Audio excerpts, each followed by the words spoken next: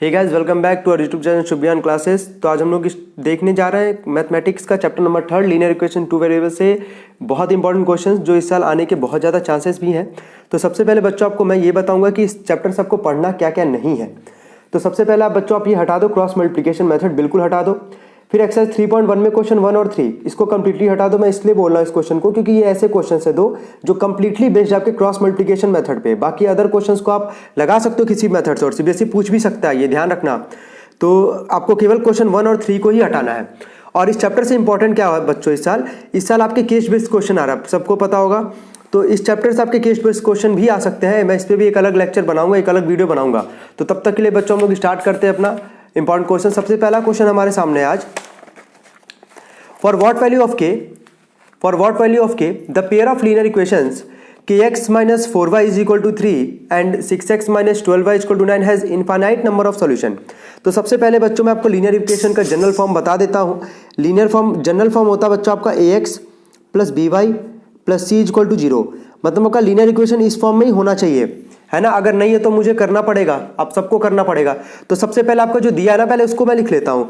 आपका दिया है kx, इक्वेशन क्या क्या दिया है, kx minus 4y is equal to 3 और एक दिया आपका बच्चों 6x minus 12y is equal to 9।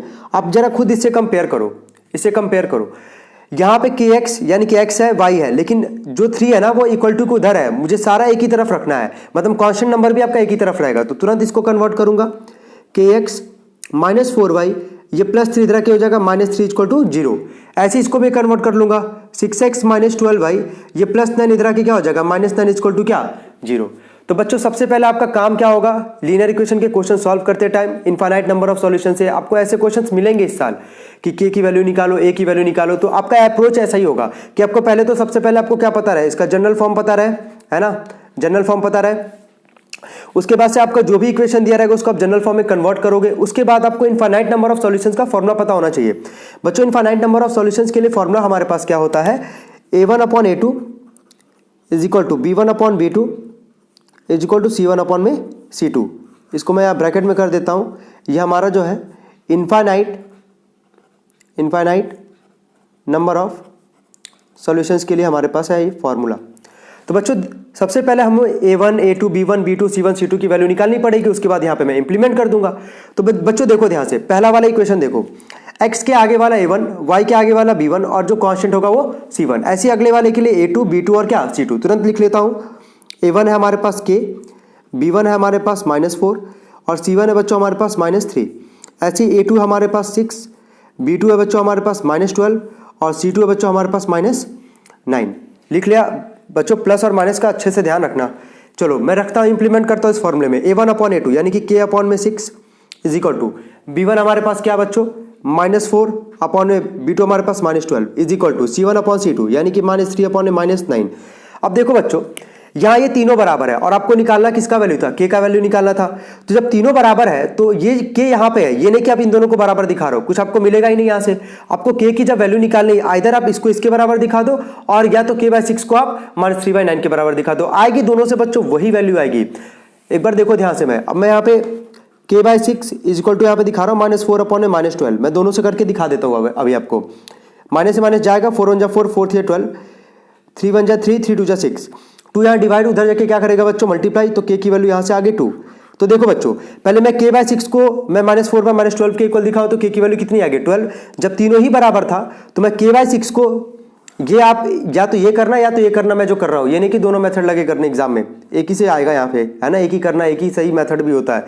k/6 को मैं अब दिखाने जा रहा हूँ -3/-9 से, माइनस से माइनस जाएगा, 3 1 जा 3, 3 3 जा 9, 3 1 जा 3, 3 2 जा 6।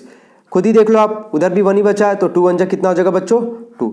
दोनों से बच्चों देखो आंसर आपका सेम ही आ रहा है। तो है ना, पहला क्वेश्चन आपको मुझे लगता है अच्छे से क्लियर हो गया होगा। तो बच्चों हम लोग नेक्स्ट क्वेश्चन की तरफ बढ़ते हैं। नेक्स्ट क्वेश्चन भी हमारा कुछ ऐसा ही है, काफी इंपॉर्टेंट सवाल है ये भी। तो देखो बच्चों बोला यहाँ पे for what value of k the system of equations kx plus 3y equal to 1। तो सबसे पहले मैंने अभी आपको क्या बताया कि पहले आप इक्वेशन लिख लो, kx plus 3y is equal to 1 जो दे रखा है आपको। अगला दिया हमारे पास बच्चों 12x plus ky is equal to 2।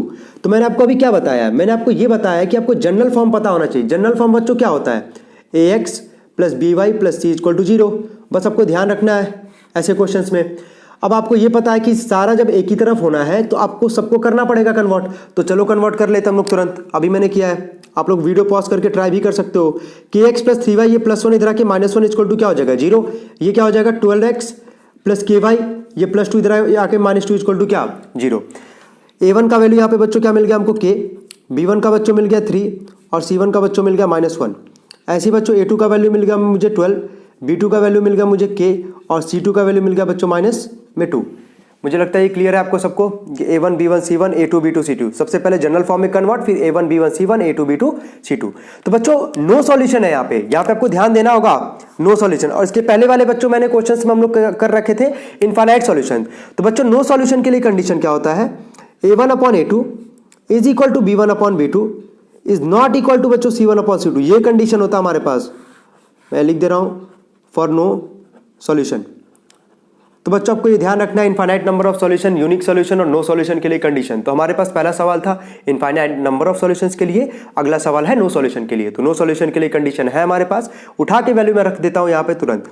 a1 का वैल्यू हमारे पास k, a2 का वैल्यू है बच्चों हमारे पास 12, फिर b1 का बच्चों वैल्यू 3 और b2 का हमारे पास k, फिर c1 का बच्चों -1 और c2 का बच्चों हमारे पास -2।